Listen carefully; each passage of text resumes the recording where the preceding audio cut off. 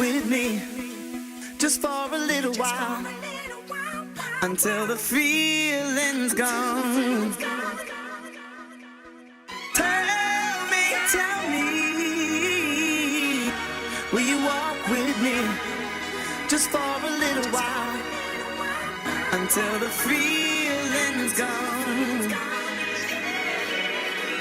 I'm not asking for you to fall in love for some great romance. Just be with me until the feeling's gone. Tell me, will you walk with me just for a little while until the feeling's gone? Tell me, will you walk with me? Won't you hold my hand until the feeling's gone? So how about you, my Saturday? Just us three, walking on.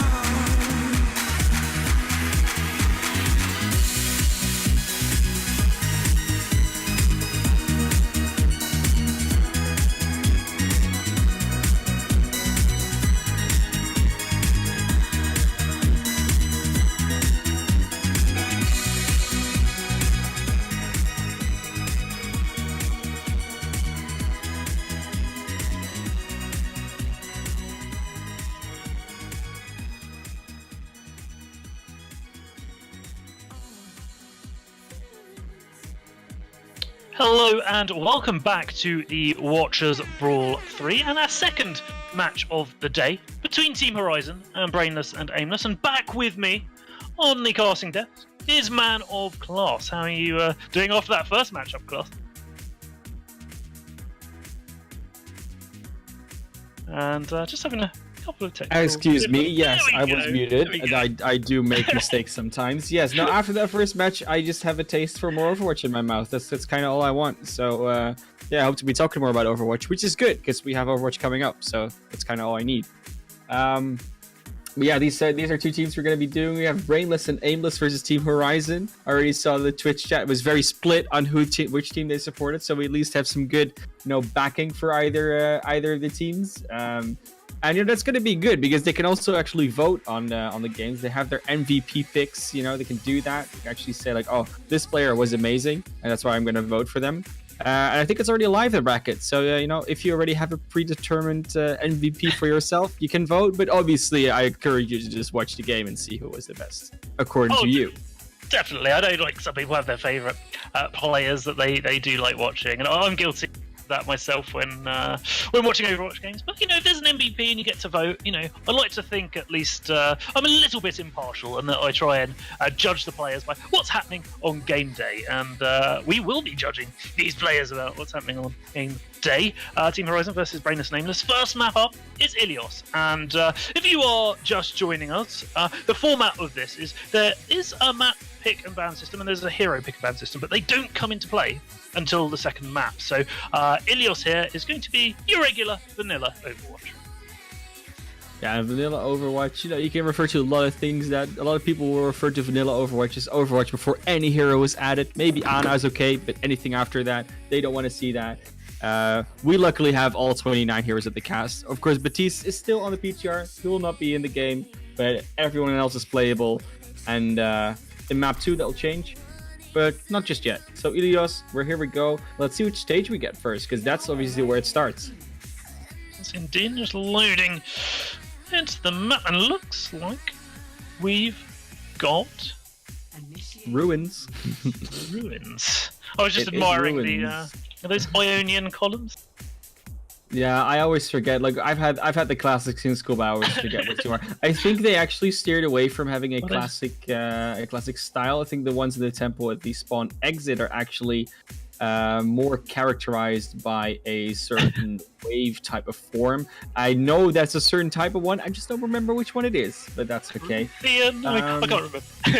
It could be. It could very well be. I know there's one with leaves on them. There's some with extra ornaments, and then they're Corinthian, and then there's something else, or Ionian. Like you said, it's a whole big whoop. If you actually study them, luckily we're in the art of Overwatch here, so we don't actually have to watch the killers if we don't want to. And it looks like though both of these teams do not want to play a triple support and triple DPS triple tank composition. They're actually queuing up Widowmakers, Genjis. It's a whole different thing. Let's see how it goes. We do actually have a dive composition versus another dive composition. Big difference here is within the hit scan. We have Bakugo on the Widowmaker, Prime on the Tracer, and then Hana and Have Mercy on the Wrecking Ball versus the Winston. And she's just hiding from the opposing team there. Tries for a slam, doesn't get too much for her. Now diving up onto the high ground.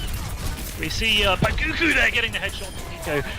Making this a 6v5, which soon becomes a 6v very, very few, as Horizon get a lot of early picks in that fight, and they should be able to get the point here.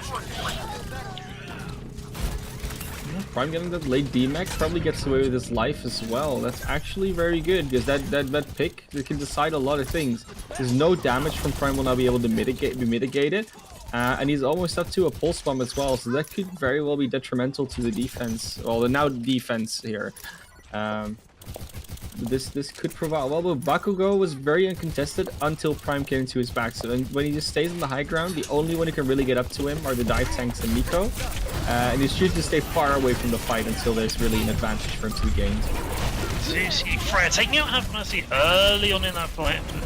Be forced to use self-destruct, then has managed to catch a JVV there, so managing to shut down that push from the attacking team pretty early on. I mean, they do say that mechs falling down from space can hurt if they land on your head, and definitely proving the point there.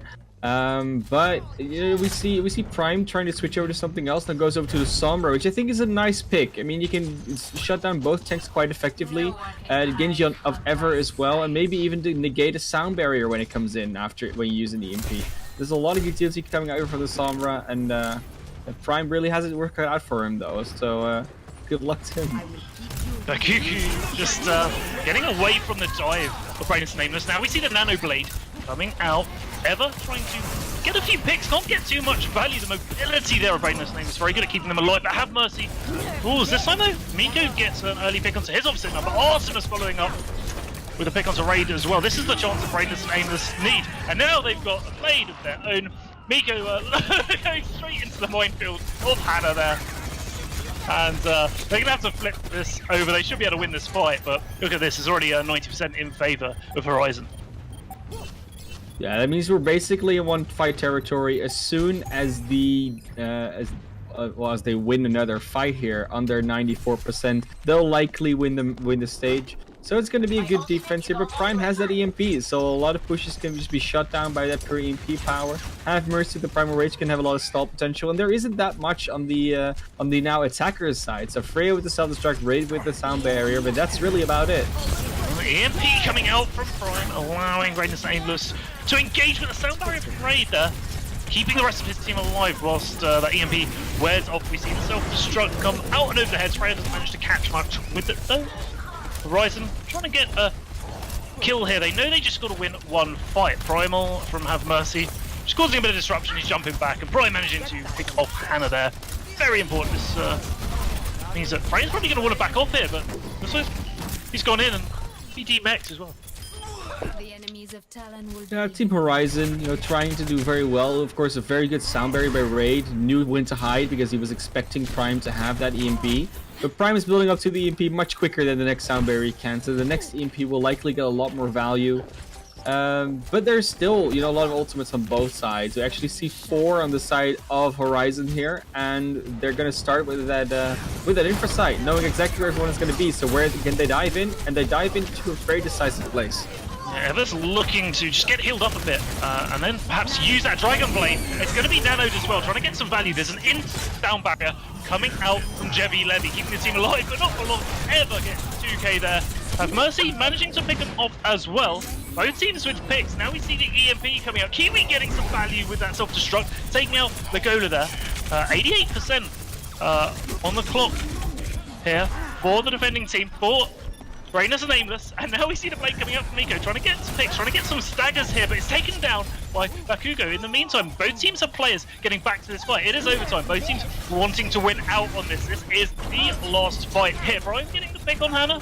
Could prove huge. Brainless and Aimless coming back to point in numbers, but Have Mercy goes down as well. Both teams getting the picks, but they need to be able to clear the point of the opposite team. Prime getting the Z-Mech on to Freya. Ever getting the pick on Artemis, so that could be huge. A lot of healing lost there for Brainless and Aimless there. On the point still, but the sound barrier coming out from Raid, keeping Horizon alive long enough to get a few more kills here. And the fight is gradually turning in their favour. They've got the minefield on there. They've got to flip the point though before they can start building that percentage up. They're going to be able to do so after Jevi Levy goes down and after they clear Have Mercy, who was primal on that point. But they should flip the point. Yes, they do. Percentage ticking up, and there's going to be a last-minute contest here from Kiwi, diving straight onto the point, gets shut down pretty early on. Alone there on the point, not much Kiwi could do, and overtime will tick down.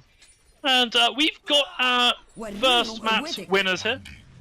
Horizon taking Ruins, but wow, that came down to the wire, 99 versus 99. It was a very close matchup, and you just saw both teams having a lot of struggles with actually attacking the point. So they both took about a full map, or full percentage tick in order to actually get the attack. And then, of course, the team that got the 99% first, and then got the attack on the 99, and then won eventually. But that could have gone either way. If, for instance, Have Mercy would have had the Primal Rage just a few seconds earlier, he would not have died before actually, having to respawn. The Primal Rage might have made a big difference. And there were a few more ultimates. The EMP from Prime also, the second one, really not getting that much value. Might have been able to use it in a different position. A lot of different things could have happened, obviously. But now we see Aimless and Brainless actually going over to the pharmacy here. And, oh no, it's actually Horizon. Excuse me. Aimless and Brainless are going to try to counter the pharmacy with this McCree composition. Alright, so just pumping in the damage there. Hannah getting the first pick onto Prime. She did a very good job at aiming that slam onto the ground, and Ever getting the full offer to Have Mercy there as well. But all is not lost here for Brainless and Aimless. They've got quite a few picks of their own. Lagola, though, getting the resurrection onto Raid, and Ever getting that kill onto Jevi Levy has secured Horizon the point. Yeah, that was almost looking to be really just a turnaround. Like they were pushed back into spawn, but then you just walk back forward, and now you see this pick on Bakugo could be really big. That means a lot of flank is completely being negated, and they are setting up on the point here behind that shield. Another good slam from Hannah, but excellent fight. Otic grenade there from Artemis. She hit exactly where she needed to, and that disallowed any healing from the supports of Horizon, and that's now allowed Brainless and Aimless to just set up on this point with this Hogoressa combo in the corner. Yeah, there was 2 DPS immediately being picked off. Obviously Bakugo on the Tracer early on, and then Ever as well. And because Legola had to use the Resurrection on Raid earlier, there was none left for the Pharah, because she wasn't in a position like the Pharah to actually not be rezzed, but it just wasn't off cooldown yet. The percentage is about even, 25 to 25, and now the real fights can begin, because now we have ultimates up. Indeed, the first ultimate is coming out, the Dragon Strike there from Miko. Doesn't manage to catch too much, but Bakugo catches Artemis in the back lines with that pulse bomb. Hannah goes down into the well, picks on both sides, but Miko doing so much work on that Hanzo. Getting a few picks here and there. Ever's coming in with the barrage though, gets one picked out of the sky by Prime. Prime was waiting for that to happen. Really good defense there. In the meantime, look at this percentage ticking up in favor of Brainless and Aimless, and that hook from Kiwi, and the melee at the end finishing off. Lagola shuts down that fight. It is interesting to see that that Horizon is not choosing to go with a composition that abuses the Hammond a little bit more, because you kind of want to have a hero that capitalizes on those bounces that he gets up, because every time they get above the shield you want to be able to shoot them. Every time they get moved into the air you want to be able to shoot them, and the Genji and the Tracer aren't necessarily the best ones to do that with. You see the minefield coming in from Hannah, does get Miko. Prime goes down to Emma early on as well. Horizon have the numbers advantage, they are pushing in. Brainless and Aimless just trying to stall out on the point. Emma Razor, no, finishing off Artemis. Oh, the hook was fantastic, it got the mech. But Kiwi pays with his life, and now the point will flip once more. This is such a close match so far, guys. This is a very close map, and both teams they're sticking to their compositions, but Horizon is actually swept up a little bit. So now they have Bakugo on that Genji, and that's gonna make all the difference because they can have a much heavier dive in without being afraid of their pharmacy being shot out of the air. And yeah, they're still sticking with the Zarissa Hawk combo, so that might actually. Oh, that self-destruct set up beautifully by Hannah there, going in on that wrecking ball, just hitting the ground, knocking their team up into the air. They had nowhere to run to, get a few early picks, and that's what you like to see. And Freya again losing the mech has been doing that a lot this game already. Might just be a little bit of overaggression. Might just be that the diva doesn't have really shield to hide behind in this case, because Hannah is obviously on the wrecking ball. But that might be something they want to work on. For now, we still see Aimless and Brainless staying on the same composition. Of course, they have 6 ultimates up, so you might not want to waste those. But sometimes you just gotta switch. So we'll see if it pays off for them to not switch. Great biotic grenade from Artemis opens up that fight, but Emma finds off the pulse bomb. Right though in return has air dive. We've got ults coming out left, right, centre. The nano blade now coming out from Bakugo. Gets the 2k. Takes out the supercharger, gets the 3k. That's play of the game territory right there. 95% in favour now of Horizon. Brainless and Aimless just trying to get someone back to point, but might not be able to. And it will be Horizon taking Ilios, but it was 2-0. But I don't think that reflects just how close these games were. It definitely doesn't, and it was such a shame though, because Brainless and Aimless had both support ultimates up and were not able to choose either of them, and that really shows that even though you have 6 ultimates, sometimes if you don't have the right composition, you will just not be able to use all 6 of them, and that's really where it kind of goes wrong there, because that was a good play though. The self-destruct really opened it up. You see Freya losing the mech in the end there, but the job was basically done. You didn't need the mech anymore. Hannah actually. It really impressed me with that play because okay, self-destruct did a lot, but Hannah set that up when she came in and pounded the ground as that Hammond, as that wrecking ball, knocking the defending team up into the sky, knocking Brainless and Aimless into the sky. And if you're in the sky, you've got no legs on the ground to be able to run, to be able to get out of the way there. And I just absolutely loved the setup with that slam. Exactly, and I was just Team Horizon showing a little bit more versatility. Brainless and Aimless really did want to stick on the same composition for most of the 2 maps. And I think that's really where you can see like a team being more experienced or more comfortable playing as a team. It's either they've reviewed strats a little bit more, or they're more adaptable to a lot of situations. Could just be that Brainless and Aimless isn't just that ready to go to different compositions, different heroes. But I think that Horizon is just their adaptability has just shown a little bit more versatility, and I think that's just what they will need in order to keep it going. Obviously, this is quite amusing. So Team Horizon's turn to ban a map as they just won that map, and they banned Horizon. How can they be called Team Horizon and ban Horizon? Yeah, I mean, it might be irony, right? Like, I mean, I'm called man of class. I'm not always that classy, so it's the same thing how that goes, right? Well, I didn't want to say anything, right? No, I know. I'm saying about myself. That's always how I'm allowed to do those things. And I think it either Kiwi is calling out the player on Horizon, or we're going to Hanamura.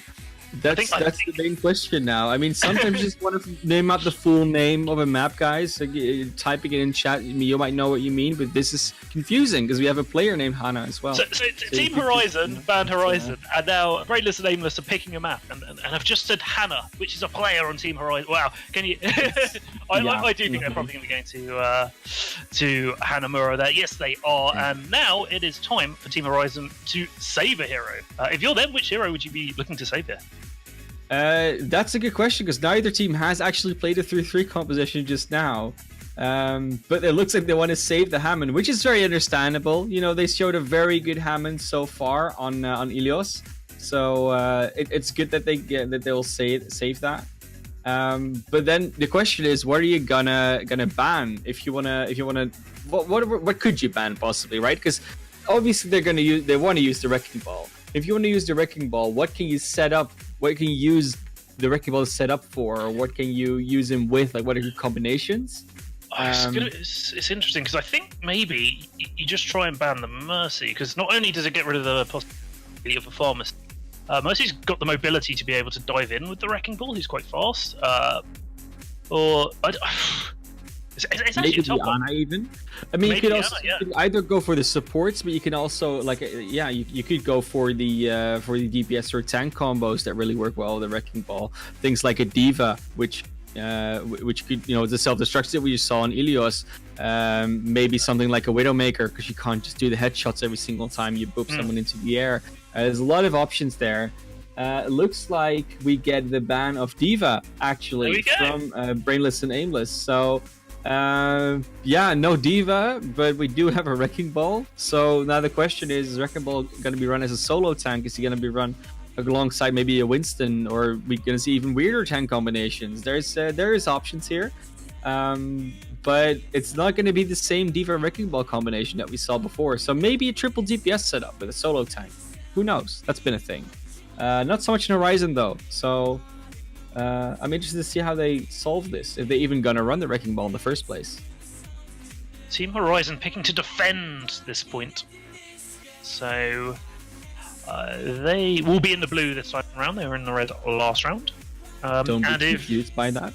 Don't be confused. And don't let it confuse your pick for MVP either. So if you haven't done so already, there's a little panel below on the Twitch. You can go in and vote for your most valuable player for the map, and we will be revealing that at the end of this series. But you might want to wait a little bit, wait for the match to unfold, see if there's any more impressive plays, as I'm sure there will be over the coming maps. And I think both teams are ready, or just readying up, so we will be going into the game shortly. And I'm still curious to see what compositions come out.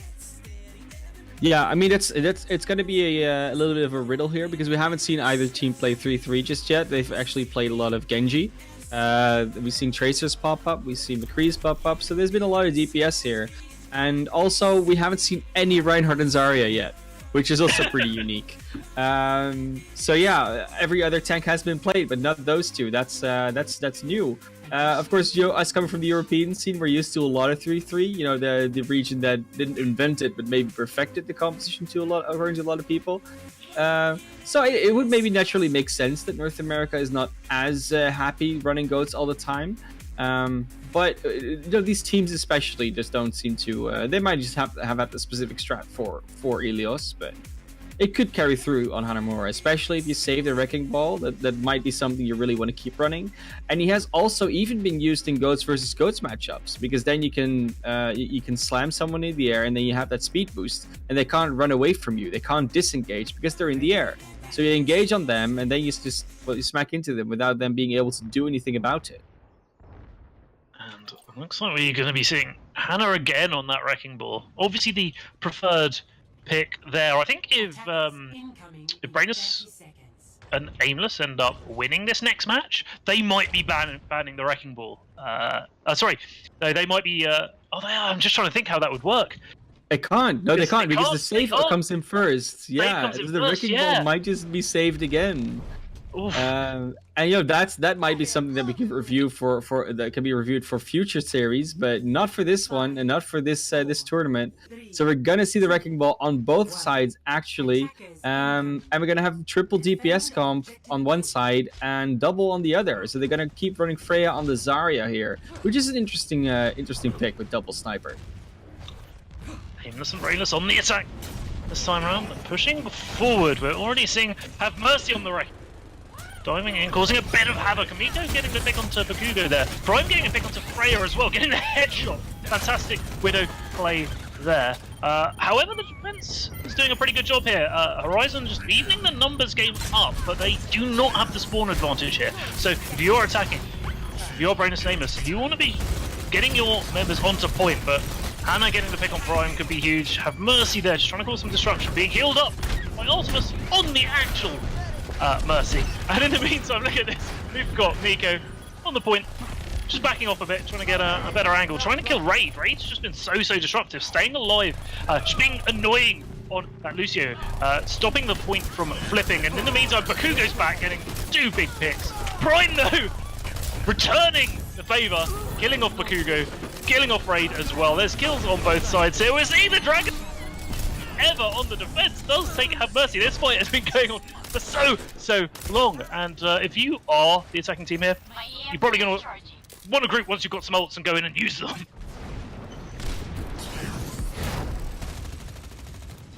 Now, we've seen Hana being very disruptive on that Wrecking Ball. You know, every single time the Prime is in vision, just goes in there and actually disrupts the Widowmaker play. Bakugo has been gotten even less space though, because as a defender you generally get dived a lot more by the attackers. But there's the barrage finally out from Miko. Prime gets Ever, and this is actually where the fight's gonna ensue. So they keep trading out a lot of the times, but this time they're up. And the EMP, the Nano, everything coming out here. But Hannah's points finds Artemis, so a lot of healing lost for Brainless and Aimless. They are still on point though, they've got the Lucio, and it's getting another kill there as well. I can see why they wanted to save that Wrecking Ball, and that Wrecking Ball may have just saved them that point there. And it's such a big problem for them, because every single time they start getting some picks, they try to snowball it further, but they're so sustainable on that Wrecking Ball, they're so sustainable with that Lucio, and so hard to actually, catch. That's basically where it's going wrong for them. So now we're gonna have Miko and Prime still on the Hanzo and in the Widowmaker, but they'll switch over to the heavier tanks, because they want to be able to CC this Wrecking Ball a lot more than they have in the past. But Freya with this Graviton now is probably gonna try to throw some dirt in the water. There it is, it catches 3. Raid getting the first picks there as well. If you're the attacking team, you've got to back up. You've lost the ultimate advantage by switching off there, and you've only got a minute left. Yeah, and while Aimless and Brainless is not necessarily Aimless and Brainless in the real sense, they are showing to they're shown to be a little bit lost on what to do against this. They keep switching heroes up. Miko's now going over to the McCree, Prime over to the Sombra. So they're really going all in on just countering that Wrecking Ball. But now as soon as you do that, you lose a lot of race potential. And what are Bakugo never going to do? They're just going to snipe you from range. Oh my gosh, look at all the ultimates in the bank there for Horizon. 30 seconds left on the clock. Brainless and Aimless pushing up, trying to regroup, going back as a 6. They've got a couple of ultimates of their own. They've got support ultimates here. They're going to have the Nano as well, which is going to allow one of their members to charge up their ultimate a bit faster. But Miko goes down early on. I don't think they've got time to wait for Miko to get back here. And now we're seeing comboed with about every other ult under the sun. Hannah getting a pick from that minefield. We see the Dragon Strike go through. And now this is it. 5 seconds left on the clock. Brainless name was trying to get someone to point, but just falling one by one as they do so. It's into overtime. We see the sound barrier coming up from Raider, adding a nail to the coffin here. And that was a fantastic mobile defense, a defense in depth from Team Horizon. Yeah, there were just a few moments where sure they were winning the fight, but maybe a soft regroup would have worked better rather than trying to keep fighting on point, because they were too mobile and too hard to kill on the side of Team Horizon. So even though they had the numbers advantage, even though they didn't die themselves, they didn't also have the capacity to actually finish off targets and focus them together. So while they were trickling back in as an attacker, they actually got picked off by the respawns of Horizon.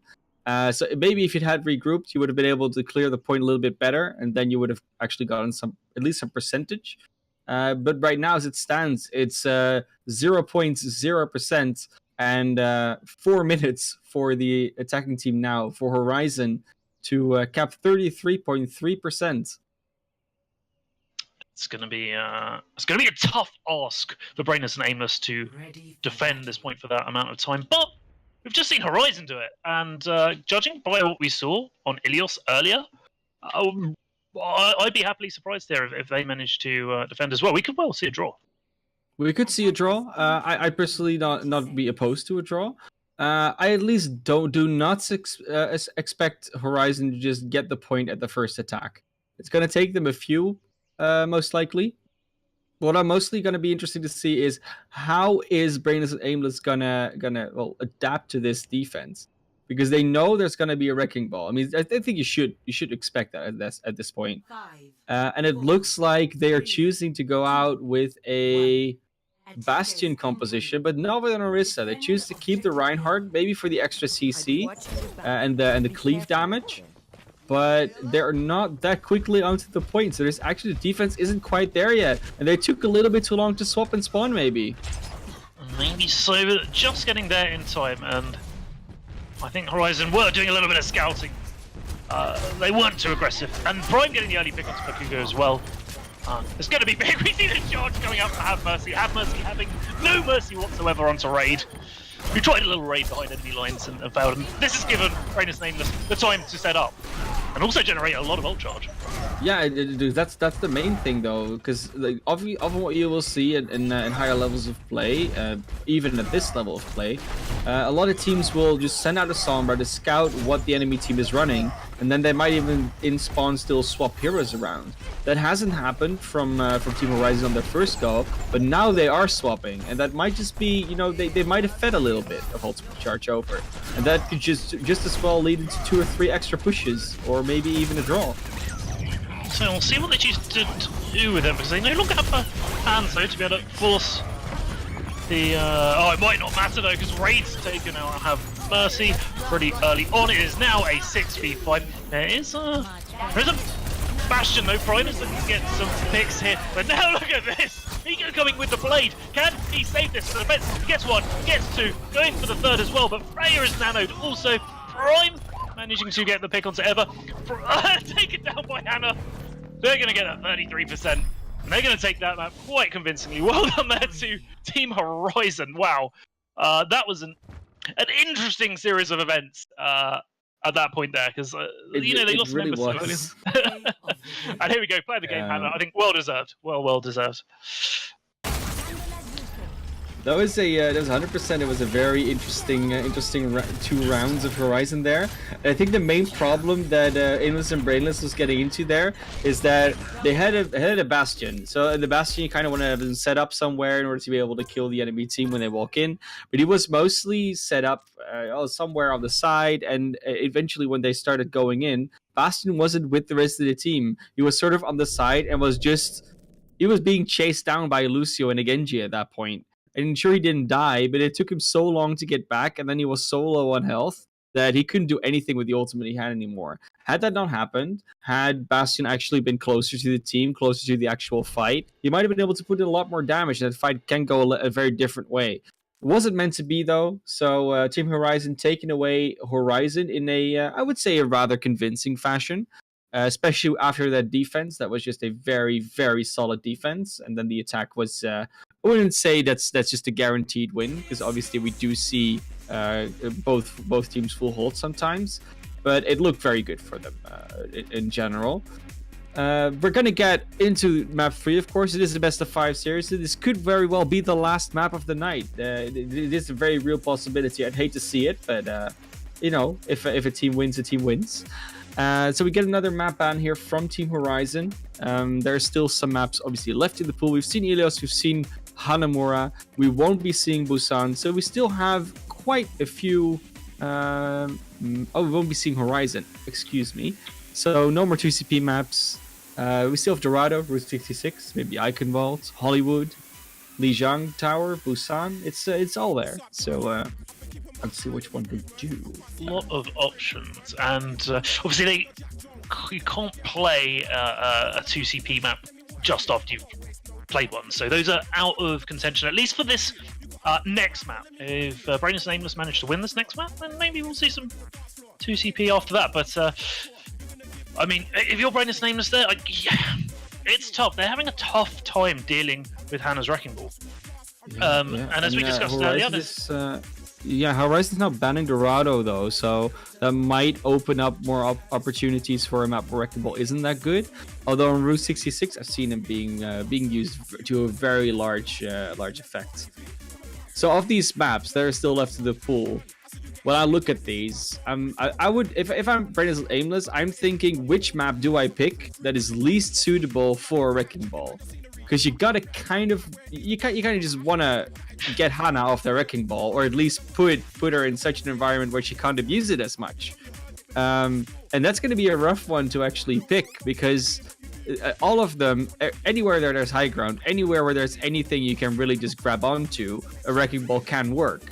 But when I look at all these maps, I think the main ones you want to be looking at are possibly Eichenwald, and maybe Lijiang Tower to a degree. But those are the tip picks I would have, and it looks like Eichenwald will exactly be that pick. So that, I wouldn't say pat myself on the back too much there, but predictions are in order. And now we're going to get into the hero ban and protect. We first get the protect from Team Horizon. And they also get to pick on which side they want to start. I think they're going to protect. I mean, again, they might just feel the same way and say Wrecking Ball's not that great on this map. So we might just not want to do it. We might just want to protect something else because we don't need the Wrecking Ball here. Maybe they do, maybe they don't though. I've seen it work. Teams have made it work. And maybe that's just what they want to keep running. I think you just protect it because the Brainless and Aimless are having difficulty dealing with that hero, and even if it's not the most optimal map for that particular type of hero, I think you still run with it because until Brainless and Aimless show that they can start dealing with it, I think you just keep playing it. Yeah, and it looks like that's exactly what they're going to do. They're going to start on defense, and they're going to indeed protect the Hammond or Wrecking Ball. So that it's up to Brainless and Aimless to ban a hero. They banned the D.Va last time, but maybe they'll go for something different this time to actually, maybe get more value out of it. And it's really difficult to say which one they're gonna go with because any hero really can be banned and have use for being banned. But the main thing they might want to do, which is what they're gonna go for, they're gonna go for the ban on the Ana. And I think the reason why they do this is because the Ana is the main source of healing that a Wrecking Ball can abuse. Obviously, a Mercy can fly with the Wrecking Ball, but then the Mercy is really vulnerable because she's really close to the team that the Wrecking Ball is engaging on. And Ana can just stay basically in the spawn of the attackers or defenders and just heal the Wrecking Ball from, basically everywhere where the fight isn't happening. And since she puts out so much healing and anti-nades and sleep darts and everything, it's much easier to fight against the Wrecking Ball if he doesn't have a support like Ana in his back. So the ban makes a lot of sense. Whether it will work out is another question, but yeah, that is definitely something I applaud Brainless and Aimless for. Definitely not so brainless after all. What I like as well is the fact they haven't banned D.Va again. Just allows for a little bit more defense against pharmacies, right? Because if you've got a D.Va, you've got that defense matrix, you can put a little bit more pressure on them. If you ban D.Va again, you just have to rely on hit scan to take out pharmacies. Not that they've been showing problems with hit scan, to be honest, though. Like, the hit scans have been looking pretty good so far, also in the last series. So I wouldn't be... But at the same time, if you're doing that, you don't have the same versatility, I think, as a D.Va to peel for your supports. Yeah. And, it can be difficult. But we'll see what these teams decide to do on first point here, and I think we might be seeing Ana on the Wrecking Ball, whatever happens. I think that's very, very, very normal. Question from the players, as well as is very understandable for everyone else. Bans and saves do reset after each map. So, while D.Va was banned last map, it's not banned this map. So D.Va's just playable. So the defense might pick her up. It might just be a debate that might just actually have known and just wanted to debate their enemies. But D.Va is 100% playable. On the attackers, though, they haven't really locked in a composition as of yet. At least this is not a composition I'm familiar with. So for now, they're going to start off on the defense with Hana, obviously on the Wrecking Ball, Freya on the Zarya. And it's looking to be not the same defense as in Hanamura. At least tank-wise it is, but... The DPS are going to be Pharmacy, which is very good in Eichenwald, and a Tracer of Bakugo, which is an interesting choice, if you ask me. Indeed, Miko coming out the door on the Reaper zone, maybe trying to put some more pressure onto Hannah's Wrecking Ball. Brainless and Aimless, with an aim this time round, trying to get a point by the left alleyway there, but Freya getting the early pick onto Artemis is going to mean probably going to have to reset. They've lost a lot of healing, and they've lost that resurrection as well. Yeah, and Artemis has been getting caught out of quite a few times, and I don't know if Mercy is really the pick to go with here. Like, unless you're on your own pharmacy, Mercy is very vulnerable when she has to fight in a ground-based composition, especially one that doesn't really split up that much, because he doesn't have a point to fly to. Think that she can stay on it and actually use it to, well, probably for the rest of the damage boost mostly. But we'll see if it pays off. Early pick onto Bakugo, but look at that! Graviton already up for Freya, using it to great effect to Never die. defend the point there. And now we're seeing a Valkyrie coming out from Legola. That is interesting. I don't know if that was necessary. It might just have been a misclick, but it might have just been the confidence and like, oh, I can use Valkyrie and you can't push me anyways. And they're just gonna push into their spawn. Because essentially Brainless and Aimless was showing an opening, so they took the opening. Now Hana's hiding behind them. They have to actually push forward. Prime did hack Hana though, so Hana is a bit stuck out there and just gets farmed by Prime for the EMP. And Prime can keep Hana there for a little bit if she wants. Eva with the barrage though, bubbled as well to make sure that Eva stays alive, gets a 2k.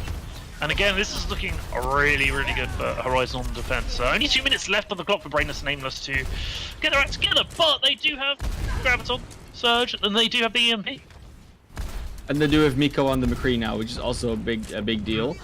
Also off screen, what happened is that Hana actually won the 1v1 against Prime. Sombra versus Wrecking Ball is also always a big one. Oh, nice EMP disables the mines in the minefield. Won't matter though because the entirety of Freya's sabers pretty much are caught in that Graviton Surge, and Freya just marches forward with high charge. There we go. And just the fact that Horizon is engaging on Brainless and Aimless before Brainless and Aimless can even really start setting up their own play, that's really what's putting them under pressure. That's really why they're losing these fights. They can't set up their own plays. And they really have to find a way to do so, otherwise they're just not going to get anywhere near the point. Barrier destroyed there, but have mercy. But does manage to get Bakugo. Ever goes down to Prime's sniper rifle as well. This could be the chance they need. And look at this there. Gonna seal the deal with Kiwi's Graviton Surge. Get a lot of picks. They're pushing on to point. They've got the numbers. And I don't think the defending team, I don't think Horizon are going to be able to get back to point in time to contest. Yeah, they have the mobility, the speed to get there in time maybe, but it looks like Hana's just gonna set up on the tower. Prime actually getting a pick on Raid again late, which is really good, and takes such an aggressive position. Look where Prime is now, already on the castle. They just don't want to give them any space to work with on the defense side, which is very smart, because if you're fighting against these mobile tanks, and this mobile composition, the more space they have to abuse, well, the more you're gonna struggle dealing with it. And Prime and Kiwi and Miko are definitely using that to their advantage, that knowledge. Legola going down as well, another stagger. Horizon on the back foot somewhat. I think they just need to regroup and come back. This one with Prime! Prime wins the duel again. Bakugo missed a shot in the first place, and Prime was just behind, seeing like, yeah, Bakugo is behind that wall. I'm just gonna wait for the peek out again. I have the mercy, I have the edge, and that edge proved to be fatal. Thank you. Oh, and Miko hiding next to Hana. Oh, that's a good start. Flash and the right click, but then he just is completely on his own there. Artemis can't save that McCree. Hana back on point with the minefield as well. Bakugo this time picking off Prime, and Artemis is there to be able to res Miko. If you're on the attack though, I think you just gotta wait to regroup, try and deal with Freya, who's getting into the back lines, with Ever as well getting the pick onto Jeffy Levy. Right now you just want to get out and not die. You just don't want to feed anymore. You just want to regroup, just go back in again. If you have Mercy though, who are you really going to shatter realistically speaking? There's a lot of players in the enemy team, but they're never really going to be grouped up a lot. If I'm have Mercy, I just wait for Hana to drop and then shatter after the shatter him straight away, or shatter her straight away. Excuse me there. So as soon as Hana drops, you just drop the shatter on Hana, and then no more Wrecking Ball. Okay, going down to Freya. We're getting the pick onto Prime as well. And there's the shadow we were talking about. Have Mercy charging Freya into the wall, but too little too late. I think it's just Have Mercy left. It's saying, have Mercy on me, please. And Freya says no. The big problem with that whole play is that you'd have Mercy and Kiwi stand on the card, and every single other team member of Aimless and Brainless was standing on this high ground. And if it's a 4v6 that the enemy can take, they don't mind the card being pushed a little bit. They just kill the 4 first and then go back to the tanks and kill them. It's exactly what happened, and that's really where Aimless and Brainless' composition is maybe showing a little bit of a problem here and there. Both walls coming up for the Widows. Hannah, though, diving onto Prime. Prime getting healed up, but still goes down. Both Widows out of it. Both Widows out of it. It's a 5v5.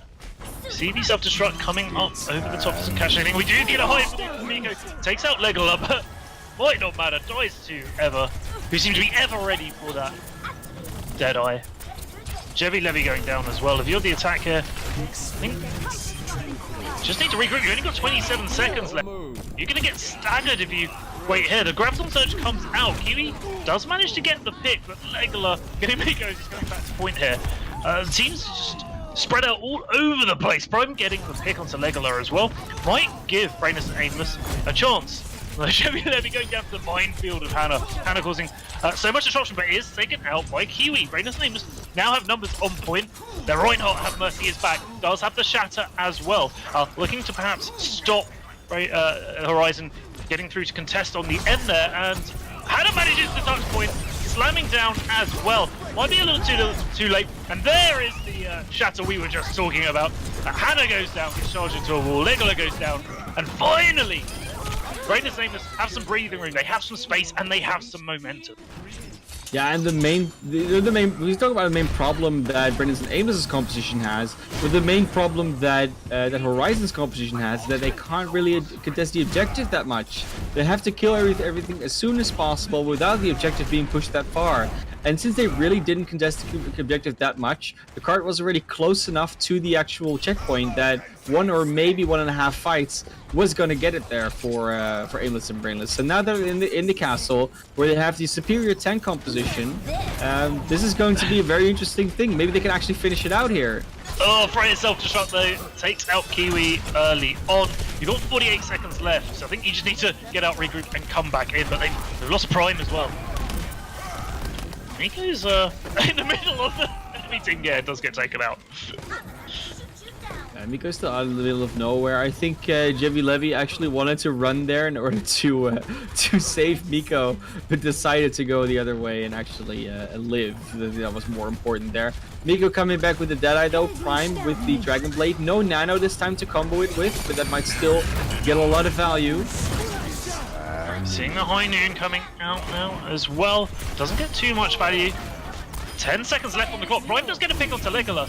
And the Graviton Surge coming out. Prime getting 2k with that Blade, looking for a little bit more value. Chasing Eva back to the spawn. The payload is moving here.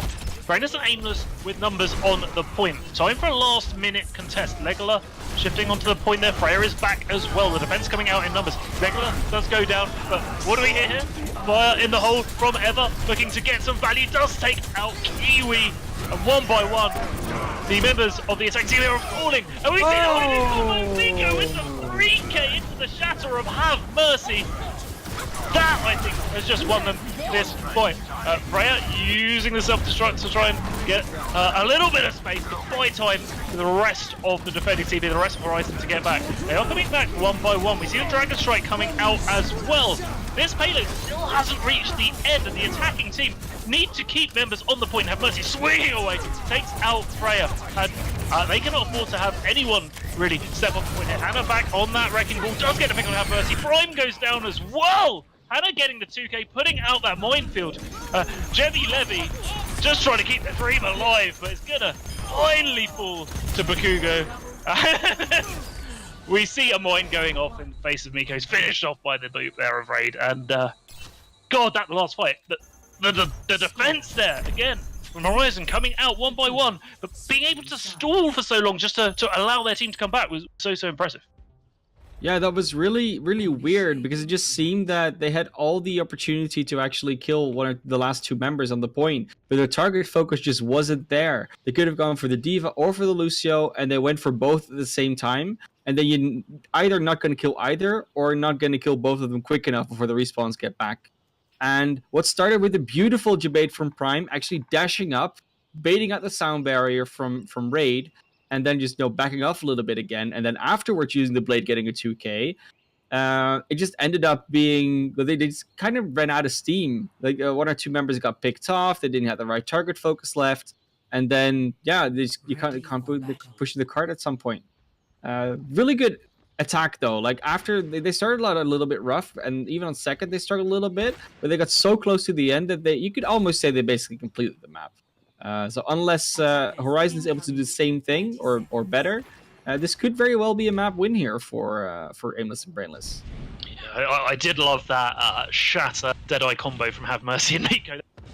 Extremely fun to watch. You don't see those too often, but in those closed hallways of third, it's a lot easier to get value with those shatters because the enemy can't be everywhere at once. They're gonna have to stay on the point. But what do you think about these compositions that both teams have? Well, we see a full dive with a Hammond instead of a Winston. Obviously not a surprise with Hana putting up such a terrific wrecking ball.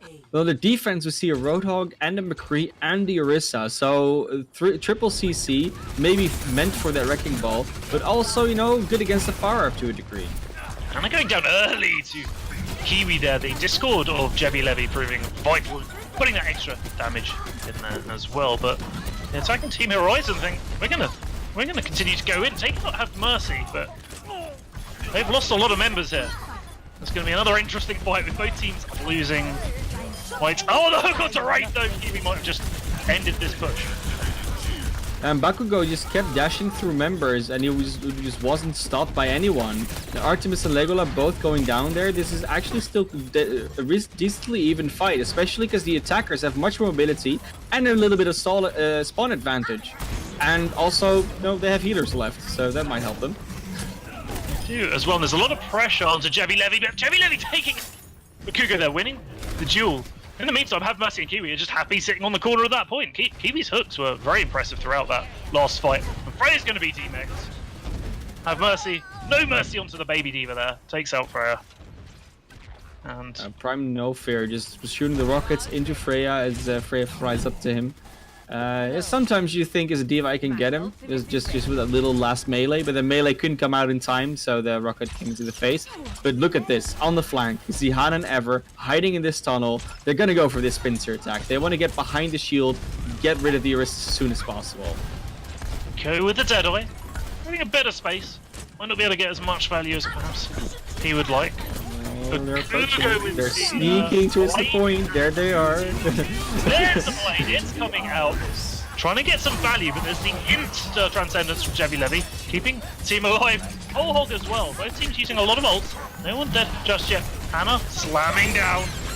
Putting out a minefield. That's going to block a lot of the defending team getting back to point there. Legola coming in with the res as well.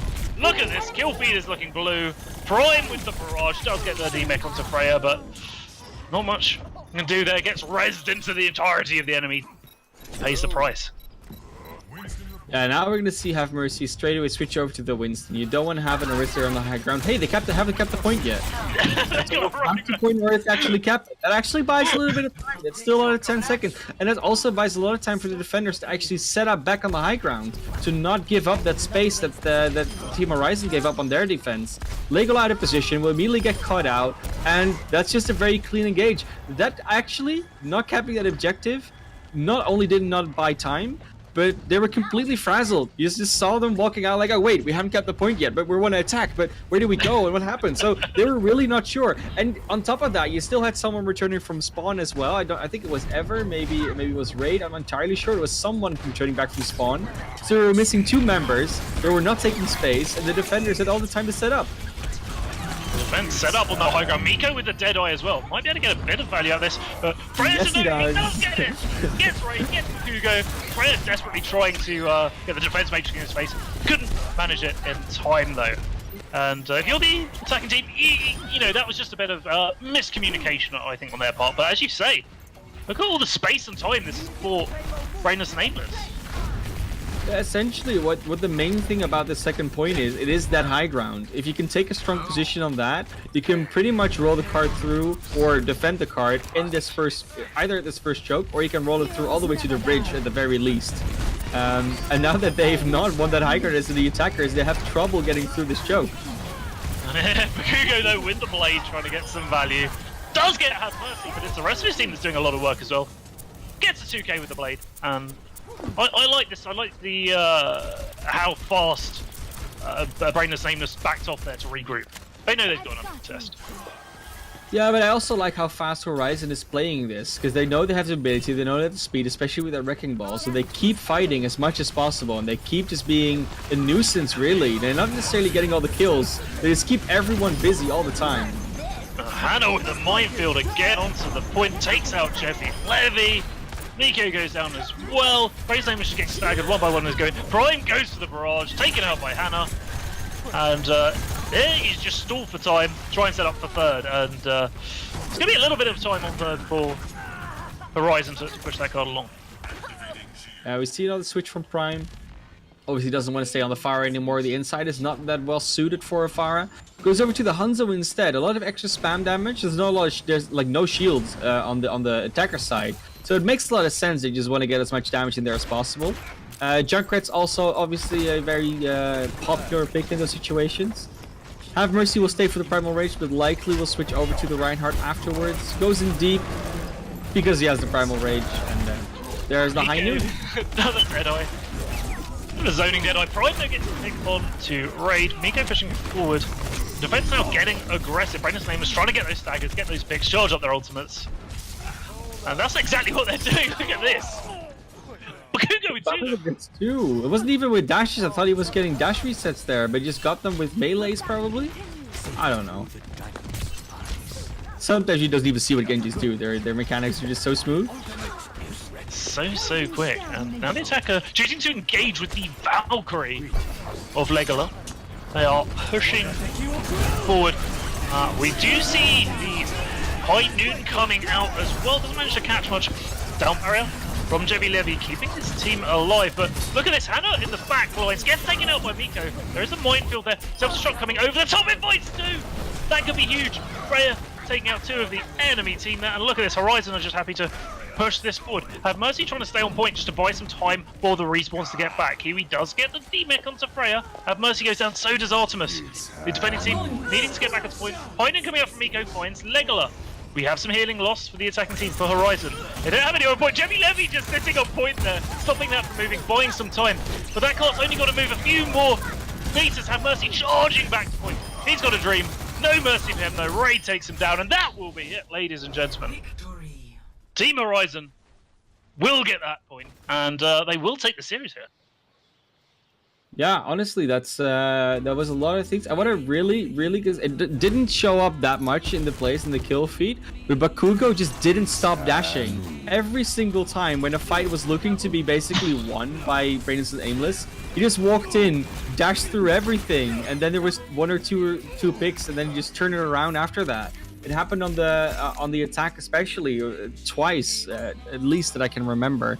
So yeah, Bakugo definitely showing up there. Genji's not here we see a lot anymore these days, but he might come back, especially on these type of maps where like mobility and just being able to climb up to walls can be very valuable.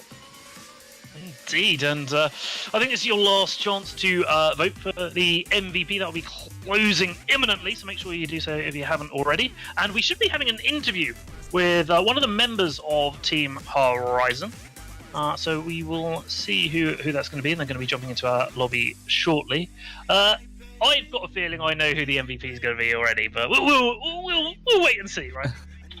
Yeah, I mean, if you vote yourself, you could actually check, Space. Well, I could. I'm not going to spoil. I'm not going to spoil it for you. I'm not going to spoil it for you. I won't say who it is, but it might surprise you, to be honest. Okay. We shall see. Yeah, we're just gonna be talking to a member of Team Horizon, after the win. Probably feeling good here. I think it's gonna be Freya. Hi, Freya. How's it going? It's going good. How are you doing? More importantly, I'm doing pretty well. It was a pretty good win. It was indeed. It's a very impressive win there. Obviously, well, we saw a lot of great D.Va play there on Iconfold. You didn't get to play D.Va the map before. Did that affect your gameplay at all? Are you a D.Va main? I'm a Zarya D.Va player, but I definitely, for the first round and for the first defense, I didn't feel so great on Zarya, but we definitely picked it up on attack with the Zarya. I feel like that's what I really was able to do some damage and really help my team out, especially on the attack. And what do you think was the key to your team's success throughout? Because you look pretty strong throughout. I think the team to the like key to our team's success is really like we kind of run more of an unconventional comp with that Hammond, and I feel like it really threw off the enemy team. It really it really surprised them, and I really think it kind of disoriented them, especially with their DPS and their backline and their support. And is that something that because the thing is, you came into the tournament, were you expecting more like GOAT style 3-3 heavy play? Had you prepared for that, or did you prepare for the style of gameplay that we saw throughout this with a lot of DPS? Well, while we did have a solid foundation, we did practice a lot with goats and like standard Rhine goats and a little bit of somber goats. We really weren't caught off, like we were able to kind of change our team comp like on the fly. That's something that we're really good at. Is really kind of, we have a lot of mobility in our team to kind of pick and choose what kind of comps we want to run. And so once we finally saw that the team that we were going against, we kind of like picked and choose kind of like how we would approach the scenario. So we ended up picking the Hammond, and we ended up kind of going more double sniper based comps. And is locking in the Hammond something you're going to be doing going forward? Because we did notice whilst we were casting it, Hannah was disrupting Brainless and Aimless' backline, their entire team actually, quite a lot, and Brainless and Aimless seem to find it hard to deal with that Hammond there. Is that something that she plays usually, or is it just for that match? No, actually, Hana is a very, very good Hammond. We kind of found that out in a couple of scrims ago. She really like showed up today, and I really think that we could see a lot more from her. She's currently one of our subs, but we could see her move up to a full roster position. If we see more somber goats in this tournament, we could definitely see more Hammond play coming out from her. Yeah, because that was very impressive throughout this, and I think in this tournament as well with the format that it is with the bans, you don't see as much heavy play. Certainly, I've noticed that casting a few games. What do you think of the ban system, both the map banning and the hero banning and saving system? I think it's very interesting. I'm not a big fan of me losing that diva on that second round because I love my diva on that Hanamura. But given the comps that we were running, it really kind of worked out. So we had that Hammond pick that you said was like so strong, and I really think allowed us to really garner our success. I do think the ban system is very interesting. I think it does add some balance and some dynamic to the game for sure. And was there a lot of discussion? Well, I suppose that you'd already chose what you were going to save, and it was more Brainless and Aimless that were doing the banning. What about map picks? Were those just comfort picks, or did you know in advance what you were going to ban? We didn't know in advance. We were kind of like doing it on the fly. Since like we just had like found out that Hana can play that Hammond and like be so powerful on it. We really were just kind of doing it on the fly. What comps really work? What maps really worked well with her map picks? We banned Horizon purely because no one likes Horizon, and it's not it's not one of our very solid maps. Like we can play it and we're definitely good at it, but like there's far more better comfort picks out there that we can choose. Okay, that's interesting. So, since your name's Team Horizon, we found that quite amusing. When you found that quite ironic. Gonna have to ask you as well. Now that you've won this match in the main bracket, you're going to be going through to round 2. You're going to be facing off against Team KT. Do you know much about them? Did you get the chance to watch some of their game earlier? No, I haven't. Me and my analyst will go ahead and go through that a little later. But I can't wait to play them, and I'm sure they're a great team. They are indeed. I'm looking forward to seeing you guys face off against each other in round 2. Do have to announce as well, I'm going to do it whilst we're still in the interview phase here, that Eva is the viewers MVP of the series there. So congratulations to Eva. What do you think about that, Freya? I think Ever is a very solid player, and I'm so happy for him getting that MVP role. I know he had a lot of people watching back at home. And I think that he was a great DPS and a great asset to our team overall. Certainly helped clinch the victory there. And I was a little surprised actually. I thought it might be Hannah, but that's just because I'm biased towards tanks. Yeah. I'm sorry. Sorry, go ahead. both of our DPS really showed up in that game. Both Bakugo and Ever. I'm sure you guys saw it with those Genji blades coming in last minute. Something our team is very good at is elongating fights and making fights last really long times, and kind of like just being able to like out sustain the enemy team is really what we're kind of relying on in those games. And our DPS really showed up there at the end with those Genji blades. Oh yeah, especially on the defense on Hanamura. One of those fights went on for just so long. I think it's interesting. Do you think as well, because of the two compositions were very DPS heavy, right? It's quite easy for one side to get a couple of picks, and then the other side gets a couple of picks, and it's not like Goats, where if your Reinhardt goes down, you know you've got to reset. You know you've got a hard reset. With those fights, I think it's a little bit more difficult to know exactly when you should be resetting, when you should be poking to try and get your to get your ultimate charge up. Do you guys have plans on that, or are you just like I suppose in defense you're going to be touching the point, but what was going through your comms on that Hanamura? Because there was one point I thought Brainless and Aimless were going to take it, and then you guys just seemed to come back and get the picks you needed. Something that it was kind of funny is a lot of us were like, oh, we lost it, yeah, back up. But then like one of our DPS was like, no, we got this, and just full engaged, and we were able to find those picks, kill the enemy team, and be able to regroup and reset on point.